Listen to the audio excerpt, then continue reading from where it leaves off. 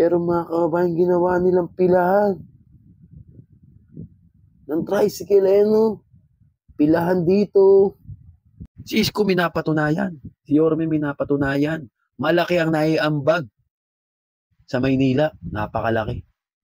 Sa lahat ng viewers yan ng Manager TV, please subscribe and click the notification button. God first. What is up guys? Panibagong topic tayo mga kababayan. Pero bago lahat, magandang umaga, magandang tanghali, magandang gabi. Luzon, Visayas, Mindanao at sa mga kababayan nating OFW. So ito guys, panibagong topic tayo regarding po, dito pa rin tayo sa Maynila. Kung saan nga po, eto na, mga nagsisiraan na, mga naninira na. Mga kababayan, kung ano-ano nang ginagawa nila. Gumagawa na ng paraan dahil mag-e-eleksyon na nga naman. At syempre, kinakailangan ng pondo. O di ba? Meron lang ako napansin mga kababayan ko. Ewan ko lang kung napapansin nyo ito. Dito sa lugar ng Divisoria, mga kababayan. Kung saan, nung panahon ni Yorme Isko is napaka-linis, napaka-organisado.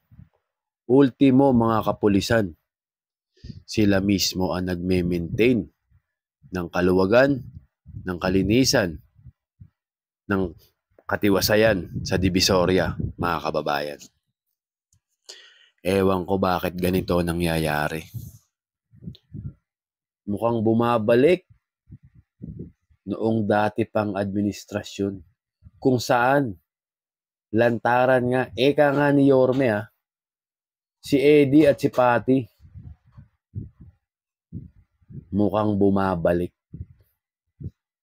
Ewan ko lang. Kayo mga kababayan, sa palagay nyo, napadaan na ba kayo ng Divisoria? Kahit mula dito sa mula Abad Santos pala mga kababayan, recto. Hanggang Asuncion o hanggang sabihin mong palabas pa ng ano yan, ng Delpan. Saan nga dyan yung hospital ng Mother and Child? Ay, Mother and Child. Sorry, Gat Andres pala. So, ito nga mga kababayan. Ang dami kong nakikitang video. Bibigyan lang natin ng reaction mga kababayan. Ito ipapakita ko kasi nung mga panahon ni Yorme, hindi ganito, walang ganito. Hindi ganito ang Divisoria. Nakadaan na ba kayo? Ako nakadaan nga ako, nakamotor. Mula Dagupan lang hanggang Asuncion. Gabi mga kababayan Inabot ako as 25 minutes, napakalapit lang. Dahil wala na pong madaanan. Yung mga dati nilang railings na bakal doon na may guhit, hindi na nasusunod. Dati nga mga kababayan, nasama ako one time ba o ilang beses na din. Clearing operation sa Divisoria ng mga kapulisan. Ultimo nga mga nakahubad doon mga kababayan, pag nakita ng pulis, sinisita, pinagdadamit. O wala na yun ngayon. Sa sikip na lang ng kalsada. Grabe nila sakupin yung Talagang kawawa yung mga dumadaan. Ultimo mga nagtitinda, nasa gitna na. Nung panahon ni Yorme Isko Moreno, hindi naman po ganon. Ano ba nangyayari sa administrasyon ngayon? Tapos kung ano-ano pa ang pagpaparinig na sinasabi.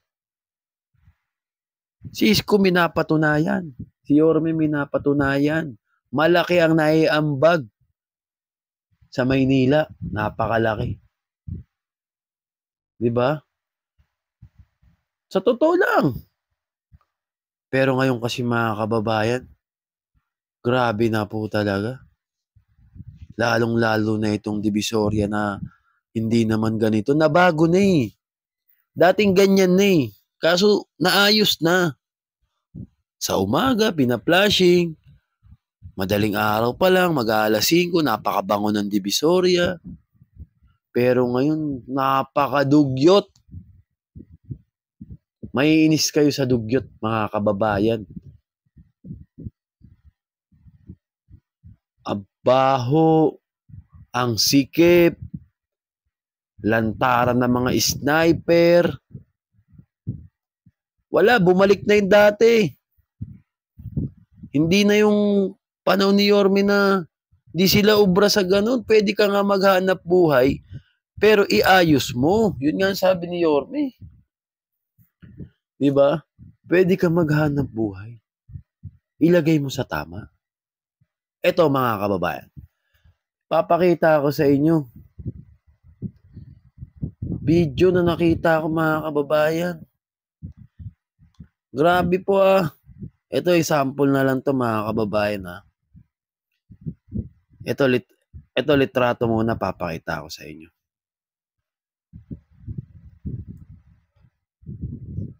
Ito.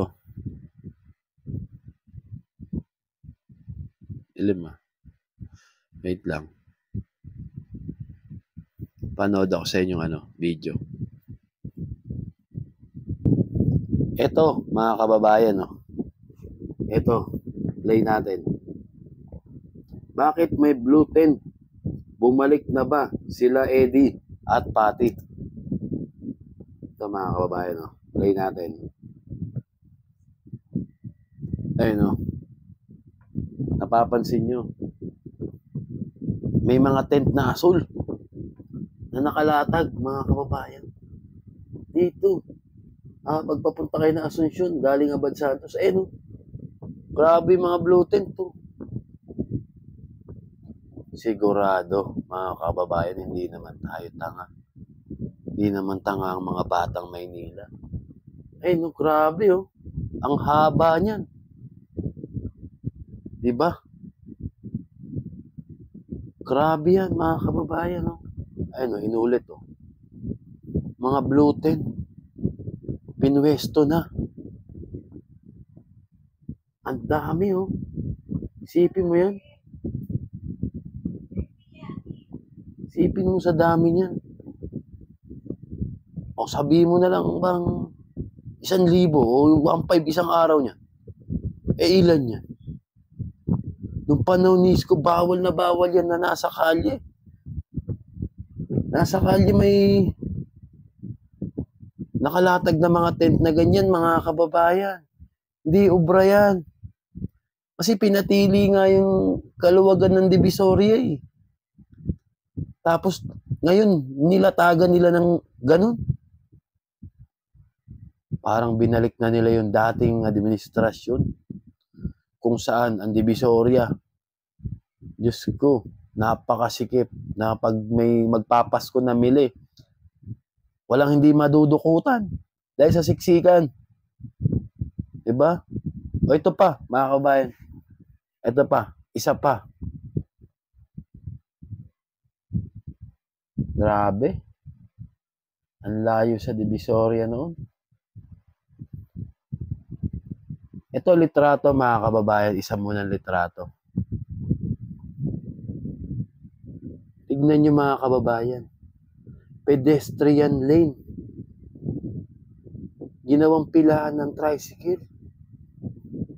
No. Nakikita nyo yung Astrotel dyan. Sa kabila. Dito naman yan sa Tondo side ito. Itong litrato na to.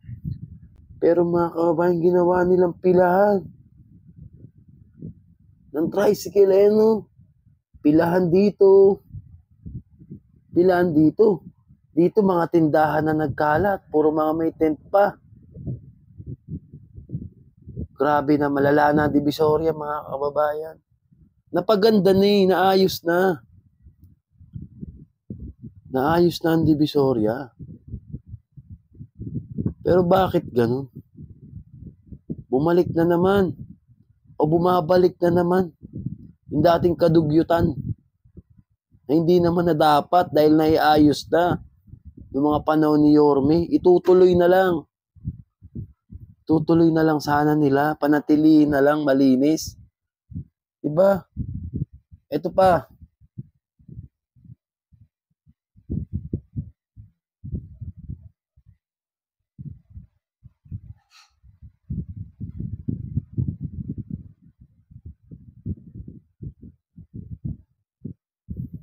Ito. Mga kababayan. Pilahan na talaga ng tricycle. Grabe, oh. Walang pilahan dyan. Nagkalat ang mga mga e-trike. Tricycle, oh, nagkalat, oh. Ginawang pilahan. Itong kanto ng Juan Luna sa may Southstar.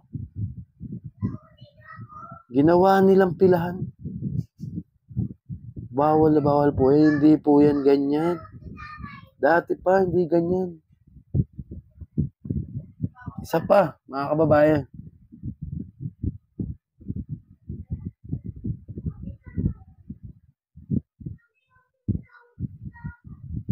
O ito. Ayan, oh.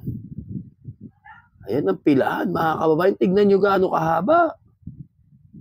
Oh, walang pilahan dyan sa Divisoria. Walang antayan dyan. Pero ngayon, talamak na. Oh. Talamak na yung ginagawa dyan. Sigurado yan. May mga lagayan yan dyan. Wala na, mga kababayan. Ito na ang sitwasyon. Tignan nyo. Ginawa nilang permanenteng pilahan na yung Divisoria. Wala yan dyan. Sino ba naman di maiinis, di ba? Ayun, oh. Ginawa ng pilahan. Maiinis ka na lang talaga. Di ba, mga kababayan? Ibang klase na. So ayun, mga kababayan. Ayan, nakita nyo naman, no? Nagpe-play pa. Kung anong ginawa nila sa Divisoria, kung ano na nangyari. Talamak na sniper, pilahan ng kolorum na mga tricycle, ng electric, e-trike, naampilan sa kalsada. Grabe naman. Dapat pa bang ipagpatuloy ang ganyan, mga kababayan? Pag ito, nanalo pa, wala na Divisoria, talagang, mga kababayan, sinasabi ko sa inyo, balik na yan sa dati. Kadugyutan. Snatcher. Oh. Dumi ng kalye. Yung pag naglakad ka, pag uwi mo sa bahay, kala mo namundok ka. Yung mga putik kanal. Wala. Pag ayan, nagtuloy-tuloy, mga kababayan, wala. Talagang mabababoy na ang Divisoria. Dating pinaganda ng mga kababayan, organisado na. Ultimo mga stall dyan. May mga nagtitinda dyan sa mga side street, pero mga kababayan, itong pinaka gitna ng rekto, to Divisoria na to, itong daan, mula Bad Santos hanggang Delpan, nadadaanan na ng maayos yan. Maluwag yan. Sa umaga, kahit picturean nyo, napakaluwag. Ang mga kapulisan, laging nandyan, umiikot. Hindi ubra yung mga latag-latag dyan na ng mga maglalatag sila ng mga lona, tapos doon ilalagay paninda nila, yung mga sniper na yan. Di ubra yan. Ngayon, ubra sila lahat. Yun nga lang talagang pagtinda, iwang basura. Mabibisit ka kasi napaganda na eh. Naayos na eh. Itutuloy na lang. Ba't di pa magawa? Di ba? Di pa magawa, itutuloy na lang eh. Di ba, mga kababayan? Kayo, ano sa palagay nyo? Kasi, yung tent na yun, mga kababayan, nakita nyo yung mga asul na madami? Sign na yun ni Eddie at Patty. Sign na yun na may lagayan na mangyayari, na bayaran. Hindi ubra yun na nasa kalye, ilalatag yung tent. Diba? Bilang batang Maynila, napakaganda na noon ng Divisoria. Walang pilahan dyan ng tricycle. Sa umaga, walang nakakapaglatag dyan na ng mga paninda nila, nakakapaglagay ng tent. Tapos ngayon, lantaran. Tapos, o nakaraan, pinicturan, malinis. Nilinis na isang beses. Yung tao, kilala na sila. Tignan mo yung comment doon, lahat comment. Isang araw lang yan. Ngayon lang yan. Kasi, alam nila at nadadaanan nila palagi. Hindi na iba sa tao yan. Sa mga batang Maynila, lalo yung madalas magpunta dyan. Lalo na yung mga taga dyan. Kami nga, pag nag-survey kami dyan isko na lang. Kasi yung Divisoria, ganito na. Ang sikip na, ang hirap ng dumaan. Di ba? Nabago na. Mga kababayan, naiayos na. Itutuloy na lang. Kaso, ang ginagawa, ayun, nagbalikan na. Si Eddie at si Patty, andyan na naman. Kaya mga kababayan, ito, papayagan pa ba natin na magtuloy-tuloy yan ganyan? Sample na lang yan, Divisoria, isa pa lang yan, sample pa lang yan. Hahayaan ba natin magtuloy-tuloy yan ganyan, mga kababayan? Na yung dating naiayos na, binalik sa kadugyutan. Diba dapat paganda, paayos? Kaso, maayos, padugyot. Alak na titik naman, no? Baka naman. Yorme, baka naman. Kailangan mo nang bumalik. Si Baking yan, sila Eddie at Patty na yan. Diyos ko. Malala na. Ang dami ko na nakikita. Tapos, pag nag-post, kala mo lahat ginagawa. May panunumbat pa.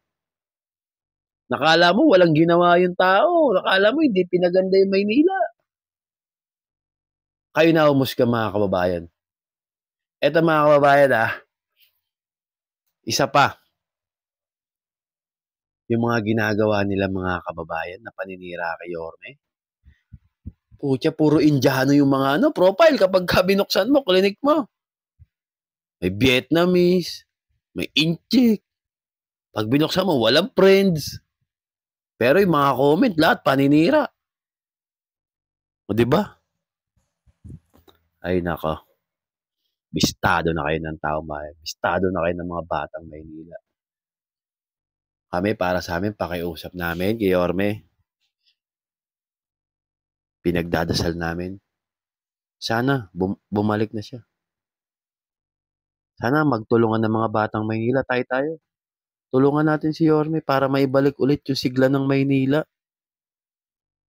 Mga kababayan, masigla na noon Maaliwalas.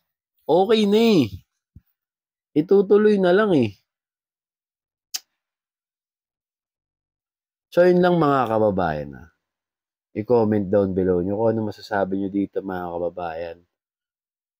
At syempre, don't forget to subscribe my channel. Facebook page, YouTube, TikTok, Manager TV, mga kababayan. Yorme's Choice kami, syempre. Mahal namin si Yorme at alam namin, kabisado namin ang mga ginawa ni Yorme na alam namin na pinakinabangan at hanggang ngayon may nakikinabang na mga batang Maynila. Maraming salamat sa inyo. God bless us all. Manila. God first. Thank you.